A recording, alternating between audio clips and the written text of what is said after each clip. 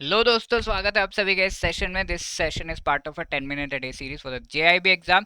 Indian economy and Indian financial system के module सी chapter 23 को हम इस सेशन में देखेंगे। डेवलपमेंट फाइनेंशियल इंस्टीट्यूशंस, क्या ये टॉपिक के really exam point of view से इंपॉर्टेंट है, कितना डेप्थ में हमें पढ़ना चाहिए, कैसे क्वेश्चन एग्जाम में आते हैं, ये सब हम इस वीडियो में देखेंगे। सो प्लीज़ वीडियो को एंड तक ज़रूर देखिएगा। जेआईबी एग्जाम को अगर आपको अच्छे से जो है टारगेट करना है, प्रिपेयर करना है, you should have a very good idea of the previous year questions, most important topics and MCQs, जिनका बढ़िया पीडीएफ डॉक्यूमेंट हमने बनाया है, which you will find in the जिसका लिंक आपको डिस्क्रिप्शन में, इस वीडियो के डिस्क्रिप्शन में मिल जाएगा। ठीक है, तो you can view from there. अब डेवलपमेंट फाइनेंशियल इंस्टीट्यूशंस क्या है? सबसे पहली बात तो वो, जैसे नॉर्मल बैंक है वो लॉन्ग टर्म लोन्स नहीं देते।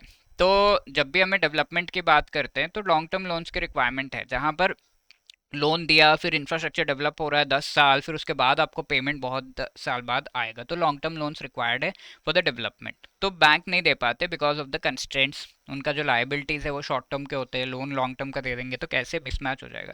That is why specific institutions को एस्टैब्लिश किया गया है time to time in our Indian economy, and इन्हें हम डेवलपमेंट फाइनेंशियल इंस्टीट्यूशन कहते हैं। क्या ये इसका पूरा सेटअप पे देख लेते हैं। 1948 में सबसे पहला डेवलपमेंट फाइनेंशियल इंस्टीट्यूशन लाया गया, which is called the industrial finance corporation of India. बार बार इससे related half mark 1 mark question जरूर आता है आईएफसीआई पे, तो प्लीज रिमेंबर सबसे पहला डीएफआई द इंडिया में स्टैब्लिश किया गया था, दैट वाज इन 1948 आईएफसीआई को। देन स्टेट लेवल पे एसएफसी, स्टेट फाइनेंस कॉर्पोरेशन वगैरह स्टैब्लिश किए गए।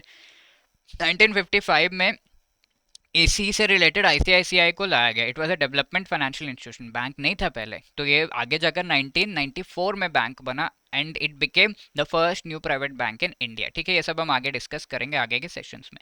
LIC came up, then refinance corporation for industries जो लेटर ऑन आईडीबीआई के अंडर आ गया वो आया। Agriculture finance corporation UTI IDBI 1964 में। 71 में industrial reconstruction corporation of India and नैपफिड को 2021 में लाया गया, एंड जीआईसी को, जनरल इंश्योरेंस कॉर्पोरेशन को 1972 में। ये सब बहुत अच्छे तरीके से या तो फाइनेंस कर रहे हैं या तो डायरेक्टली डेवलपमेंट फाइनेंशियल इंस्टीट्यूशंस बने हैं जो लॉन्ग टर्म लोन प्रोवाइड कर रहे हैं। अब आरबीआई को भी ये डेवलपमेंट फाइनेंशियल इंस्टीट्यूशन नए टाइप का ऑर्गेनाइजेशन है, तो उनको रेगुलेट करने का पावर आरबीआई के पास होना चाहिए ना। तो 1964 में एक्ट को थोड़ा अमेंड किया गया, 3B section, chapter 3B RBI के एक्ट में इंसर्ट किया गया।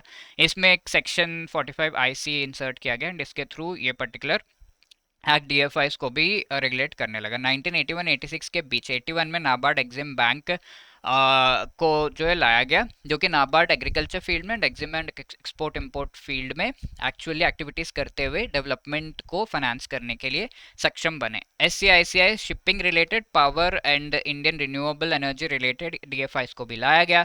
87 में risk capital and technology foundation, जो कि टेक्नोलॉजी को डेवलप करने के लिए वेंचर कैपिटल रिलेटेड ये जो डेवलपमेंट फाइनेंशियल इंस्टीट्यूशंस लाया गया। 1988 में नेशनल हाउसिंग बोर्ड को लाया गया, 89 80 97 में।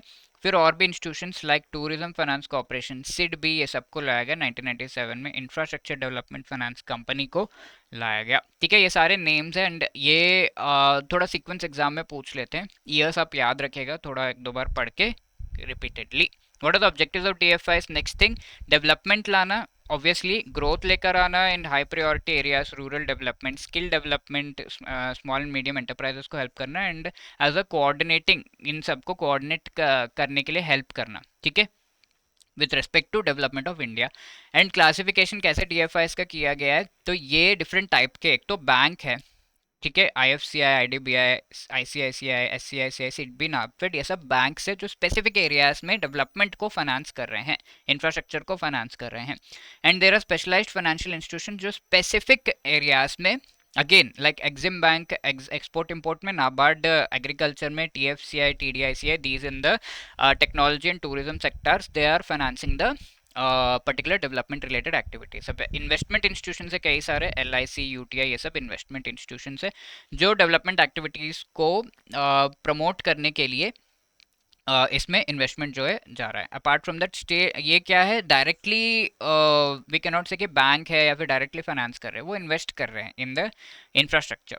State level institution, state finance corporation, state industrial development corporation को भी एस्टैब्लिश किया गया है। तो ये डिफ्रेंसिएशन जो है, थोड़ा सा क्लासिफिकेशन थोड़ा सा इंपॉर्टेंट है, इससे भी क्वेश्चंस काफी सारे एग्जाम में आते हैं।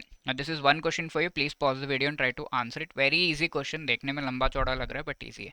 अपार्ट फ्रॉम दैट, ये पिछले सेशन में मैंने आपसे पूछा था जून 2024 का question, section 24 of banking regulation act में क्या दिया हुआ है, तो एसएलआर से रिलेटेड प्रोविजन से B is the right answer. Exact question asked in the exam, and if you want to clear all the 4 components of JIB exam in one attempt and need guidance for that, हमारा master course available है जिसमें चारों components and even if you want individual components से related भी master course available है, जिसमें आपको each and every topic को comprehensively concept classes short recorded videos के थ्रू आपको एक्सप्लेन किया गया है। Short notes each and every chapter के, चैप्टर वाइज एमसीक्यूज है and full length mock test भी प्रोवाइड किया गया है। एग्जाम से पहले रिवीजन के लिए लाइव क्लासेस के थ्रू मोस्ट इंपॉर्टेंट टॉपिक्स भी आपको पढ़ाए जा रहे हैं। ओके, JIB 75 कोड यूज करके आपको 75% का डिस्काउंट भी मिल रहा है। The link to join this particular course is given in the description. If you have any other query, call us on this number or drop a mail at hello@edutab.co.in. Wishing you all the best. Thank you so much.